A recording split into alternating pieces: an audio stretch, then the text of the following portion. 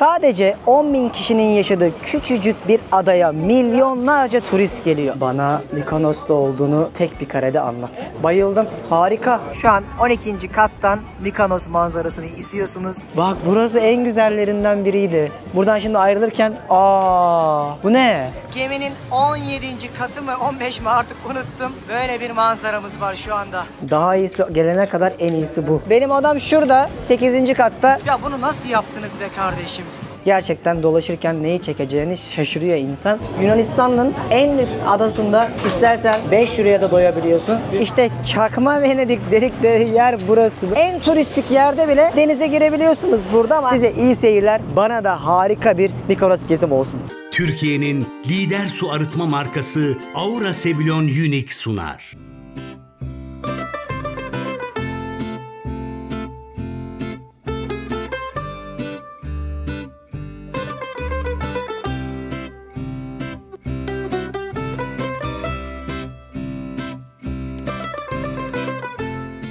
Böyle bir dolaşacağız şimdi merkezde. Çok güzel. Yıllar önce gelmiştim, çok beğenmiştim. Şimdi gelince bir kere daha çok sevdiğimi söyleyebilirim. Bak millet oturmuş birasını, kahvesini içerek bir akşamüstü keyfi yapıyor. Kimi o plajlara gidip çılgınca eğleniyor ya da dinleniyor. Kimi de böyle kent merkezinde dolaşıp, bu insanların çoğu gemilerden geliyor bu arada arkadaşlar. Görüyorum çünkü üzerlerinde numaralar var. O yüzden turizmi siz düşünün. Nasıl bir para akıyor buraya bakın. Tıklım tıklım her yer. Darısı başımıza. Bak olay bu işte. Neymiş olay kardeşim? Kankam bak bu Santorini, bak bu Santorini'de yoktu. Bu taşlar niye yoktu? Bilmiyorum, oradan tarzı farklıydı. Bak buraya gireceksin işte, sokaklarda kaybolacaksın ya. Aynen, olayı bu, beyaz mavi. Hangi kanal bu? Ne çekiyorsunuz siz? Kardeşim bu telefon. Telefon. Gel, burada magazin var. Eğlence. Valla abi böyle kaybolacağız şimdi burada. Amaç bu. Daha iyisi gelene kadar en iyisi bu. Bunlar kırılır ya. Kanka şu sokağın benzerini yapacaksın Fethiye'ye. Değil mi? Ben bu konuda artık demiyorum ya. Yapamıyorsun işte. Neyse bir şey ben de demeyeceğim. Vallahi ben artık kaç yıldır söylemekten, önermekten, seslenmekten yoruldum. Kimsenin de bir şey aldığı yok. İzleyin abi, iyi seyirler. Diyecek bir şey yok. Gerçekten çok güzel Sezer. Tabii canım, yaşam devam ediyor zaten. Hani sadece turistik değil ki. Bayıldım. Harika. Yani ada olarak en güzellerinden biri buydu.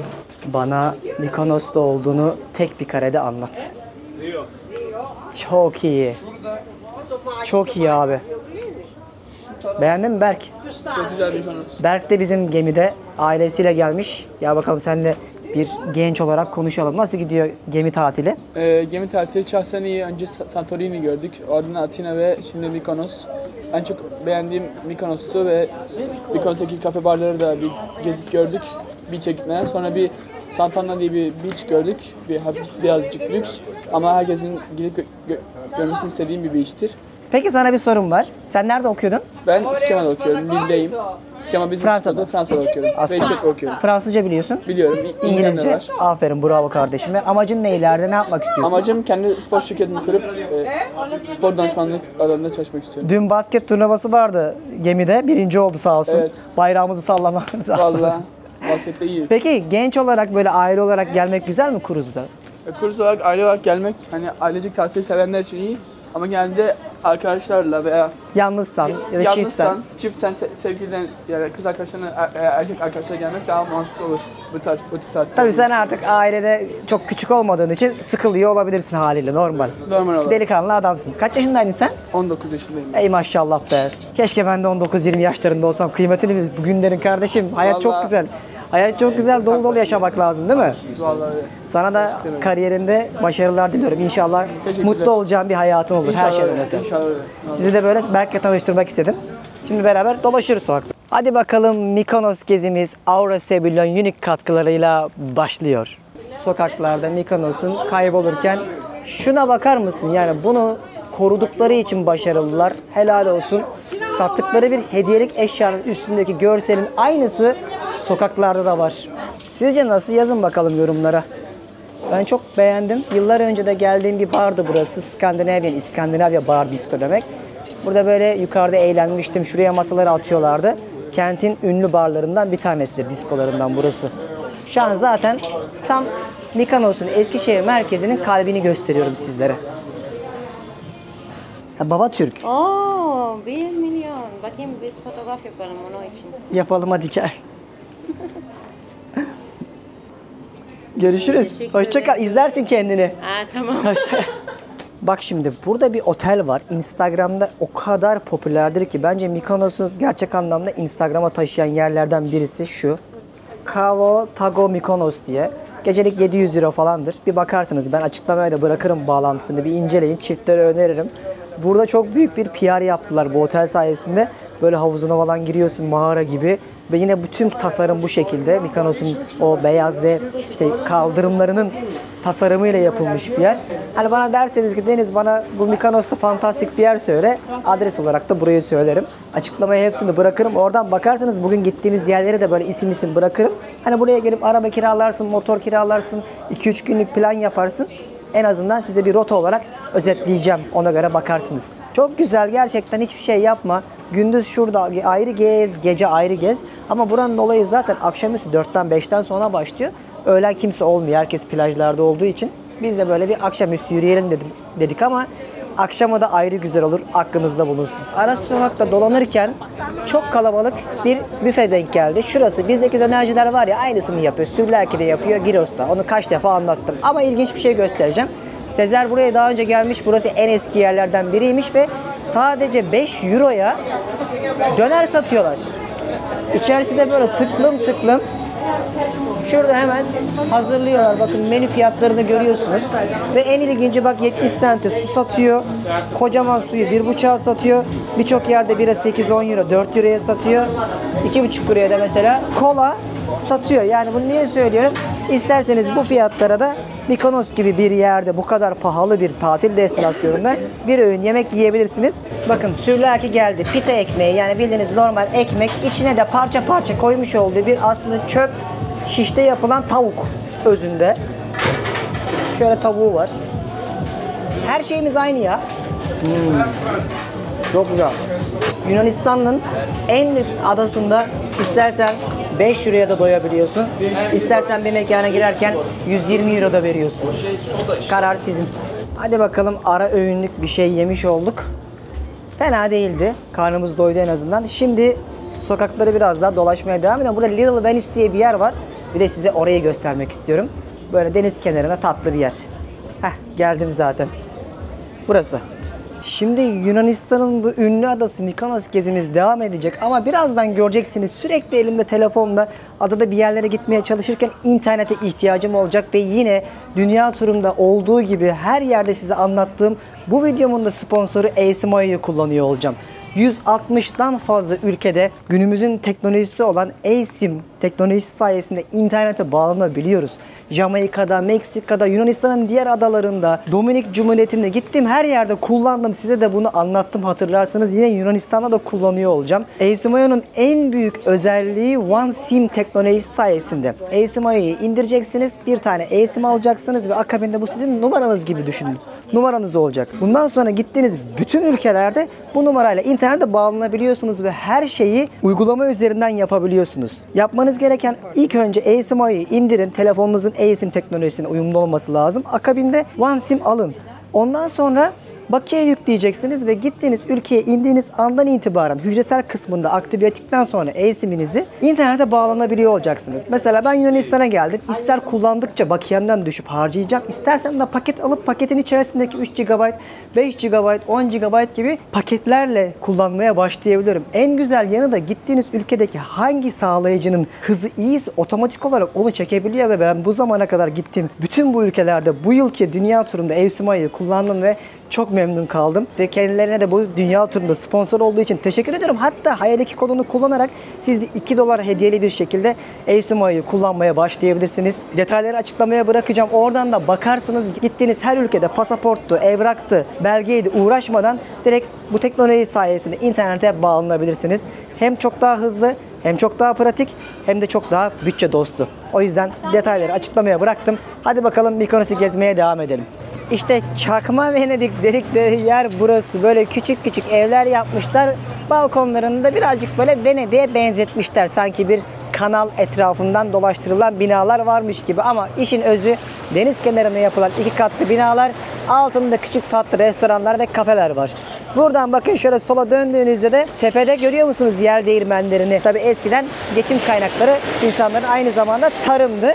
Ve burada gelip buğdaylarını işte ürettikleri birçok şeyi bu yel değirmenlerini kullanarak gıdaya çeviriyorlardı. Kıyıdan giderken ama artık günümüzde bunu kullanılmadığını biliyorsunuz zaten. Şimdi sadece bir sembolü olmuş. Mikonos'un sembol yapılarından bir tanesi o. Buradan böyle işte o sembol yapılarına, yel değirmenlerine giderken sizi bir köprü karşılıyor. Ve hiç unutmam, yıllar önce geldiğimde şu kilisede bir düğün vardı.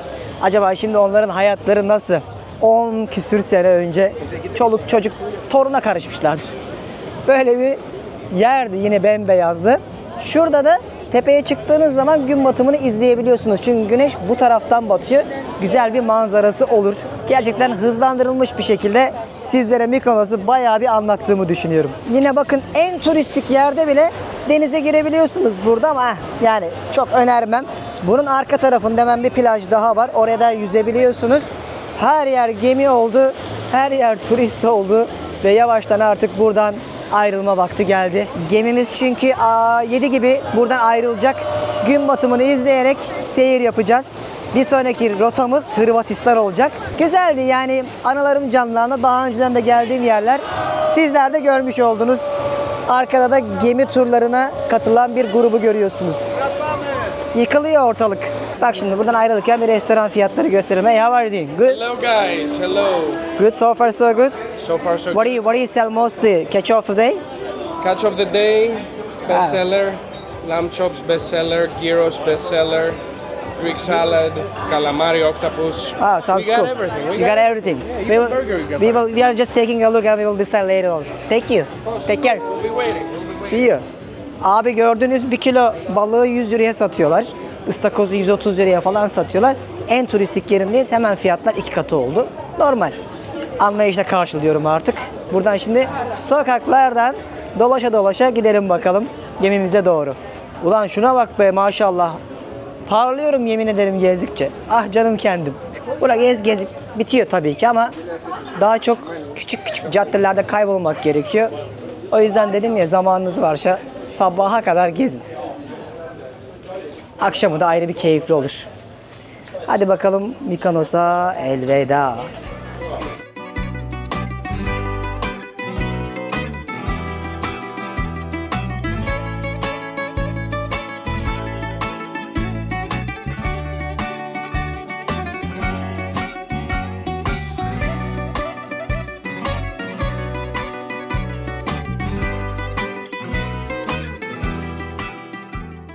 Gerçekten dolaşırken neyi çekeceğini şaşırıyor insan. En çok da renkleri çok iyi korumuşlar. Yani badanası eksik olan yeri badanalamışlar. Pis olan yeri temizlemişler. Maviyi, laciverti, kırmızı tonlarını ahenk içinde kullanmışlar. Hiçbir tabela sırıtmıyor. Gerçek anlamda adamlar bu işi mimari olarak oturtmuşlar. O yüzden de bu kadar insan buraya geliyor. Buradan şimdi ayrılırken bu ne? Bak burası en güzellerinden biriydi. Son dakika sürprizini yaptı. Çok güzel bir ağaç, küçük bir şapel ve Mikonos'un bence ayrılırken en güzel karesini görüyorsunuz. Çok beğendim. Motorlara benzin almayı unuttuk.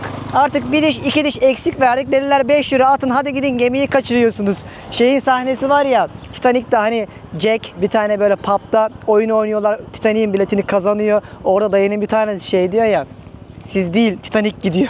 Şu an resmen o sahneyi yaşıyormuş gibi böyle şey oldum, hissettim. Şimdi gemiye doğru koşuyoruz. Çünkü 20 dakika içinde gemimiz kalkıyor. Hadi bakalım. Titanic go to America in 5 minutes. Goddamn royalty, we got some meal.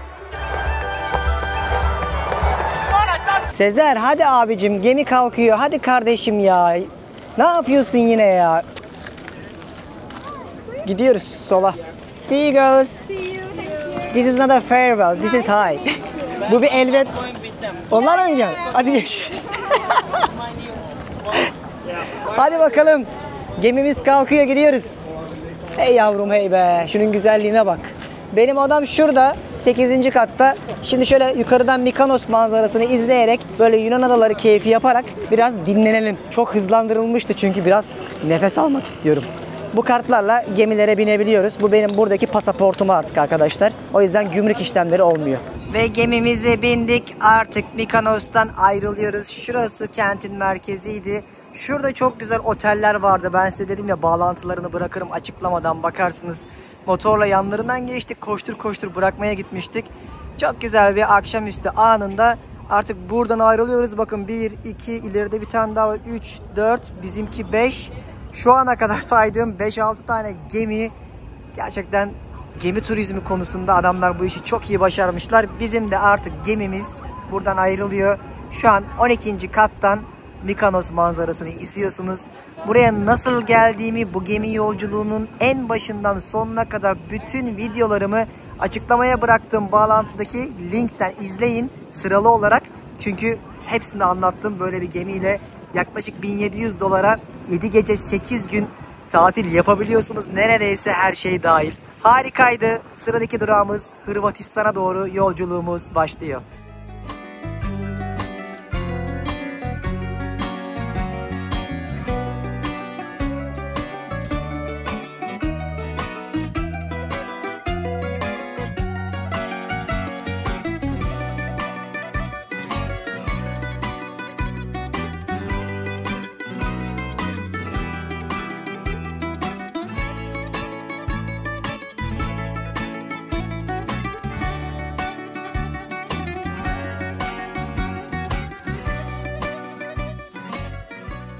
Yemekten sonra gemide gece parti başladı. Bakın insanlar böyle eğleniyor burada.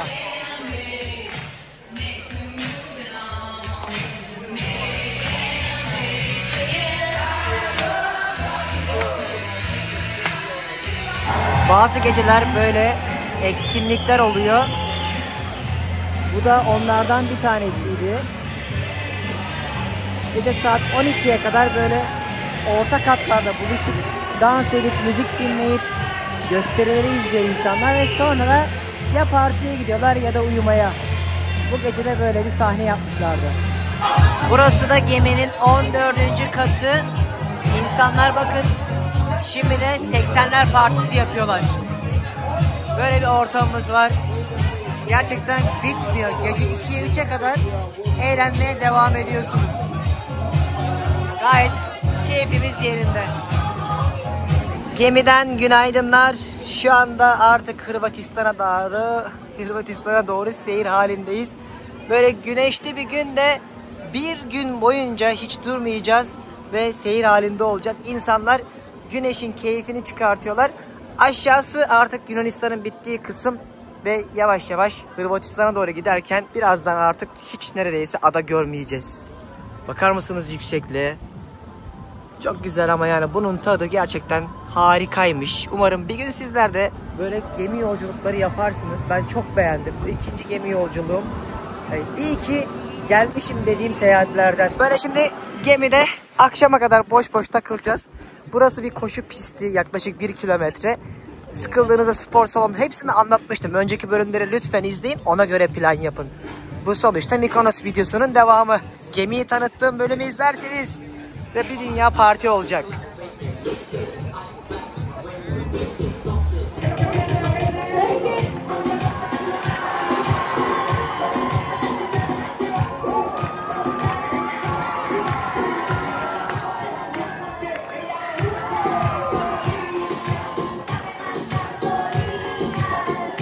İki 40 saat denizde geçecek demiştim ya. Şimdi de masa tenisi oynamaya geldim. Sezer başka rakiple ben başka rakip oynayacağım. Türk'ün gücünü göstereceğiz. Elendiler.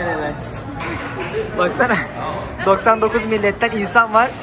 Burada şimdi turnuva başladı. Bu da Where are you from bro? Mauritius? Ah, it's a beautiful country. I've been there. Aynen. Kanka diyor şampiyon belli diyor. İlk turda elendi. Ben de elendim. 11'e 1 bitti.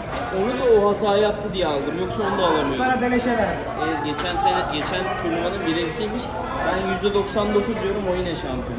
Yoksa ihtimal yok değil mi? Portekiz Konfederasyon Kupası'ndan gelmiş adam. Şanssız. Bizi mahvettiler. Gel bir havuza gidelim. Boşver. Bildiğimiz şeyi yapalım. Beceremedik. Olmadı. Olsun, en azından denedik. Bakın biz az önce burada Aquapark'tan kaydık. Çok eğlenceliydi ama çekemedim telefon ıslanmasın diye.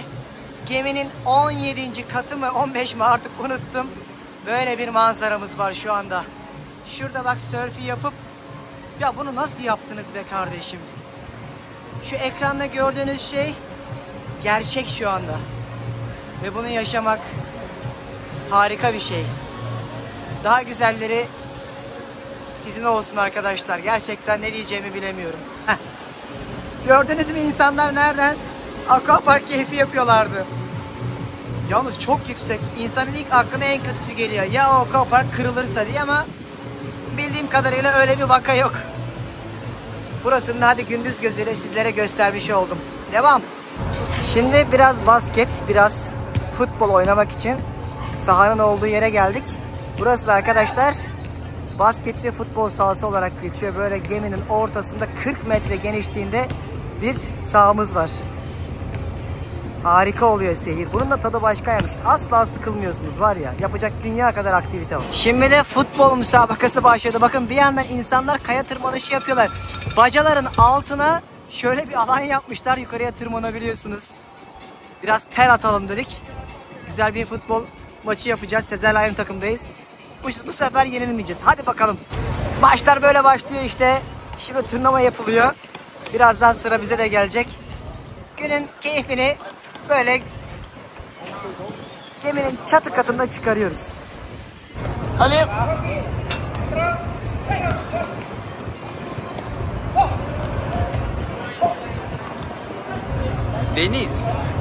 Deniz geri oynadı Sezer. Şimdi Türk takımı karşı atakta. Taç beklentisi ancak taç yok. Bir karşı atak şansı. Yerden Sezer çok iyi engelledi. Yine çok iyi engelledi. Çanakkale geçilmez diyor.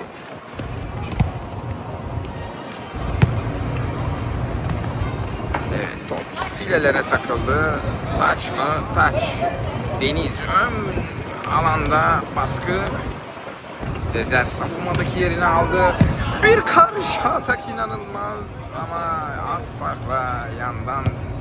Ben bu sene spora da başladım. Bak kıyafet var. Spora başladım. Dünyayı da geziyorum.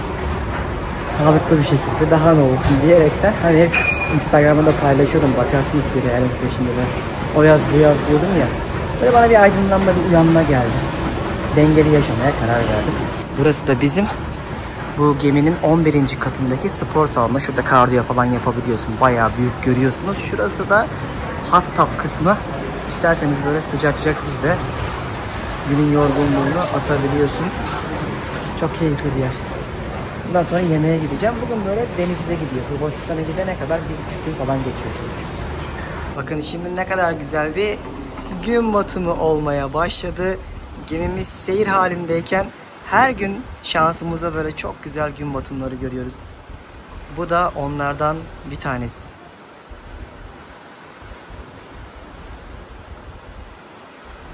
Bir şey konuşmak bile istemedim. Çok güzel değil mi? Bak şöyle bir yakınlaştırayım. Sonra bir de böyle görün. Gerçekten gemi işini çok sevdim ben. Eğer bir yere tatile gitmeyi düşünüyorsanız çocuğunuzla, eşinizle, ailecek fark etmeksizin arkadaşlarınızla bile gemi yolculuğu tahmin ettiğinizden bile güzelmiş. Ve gemimiz şu anda yeni bir ülkedeyim. Sonraki bölümde izleyeceksiniz. Ben şu an gemiden çıkarken sizlere de kapanış yapayım istedim. Bölümleri böyle çekiyorum anlayacağınız. Yani bir yere gidiyorum, yaşıyorum. Sonra tam bölümü kapatıyorum. Ertesi gün yeni bölüme başlıyorum ya da yeni ülkede oluyorum. Umarım Mykonos'u beğenmişsinizdir.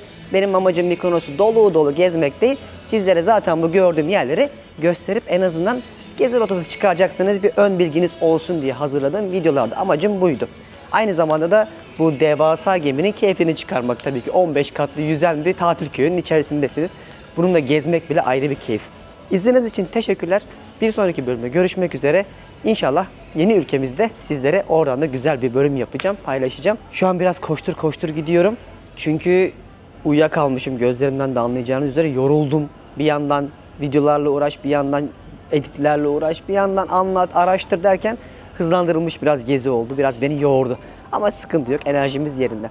O yüzden kanala abone olup bildirimleri açmayı unutmayın. Sonraki ülkede görüşmek üzere. Kendinize çok iyi bakın. Bay bay.